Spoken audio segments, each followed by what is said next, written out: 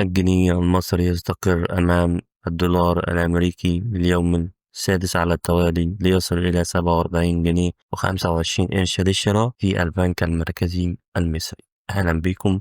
لو بتسأل الدولار بكام النهاردة، تعالوا نشوف آخر سعر للدولار في البنوك المصرية. سعر الدولار الأمريكي مستقر النهاردة قدام الجنيه في كل البنوك، وده قبل ما جلسة التداول تبدأ. البنك المركزي المصري سجل الدولار شراء 47 جنيه و25 قرش، بيع 47 جنيه و39 قرش. في بنك البركة سجل الدولار 47 جنيه و25 قرش للشراء، 47 جنيه و35 قرش للبيع. أما في البنك الأهلي المصري وصل الدولار 47 جنيه و30 قرش للشراء، 47 جنيه و40 قرش للبيع. في البنك الأهلي المصري سجل الدولار 47 جنيه و30 قرش للشراء، 47 جنيه و40 قرش للبيع. مش عايز أطول على حضراتكم. لو حابين تتابعوا سعر الدولار والعملات أول بأول، اعملوا لايك للفيديو واشتركوا في القناة وفعلوا الجرس. والسلام عليكم ورحمة الله وبركاته.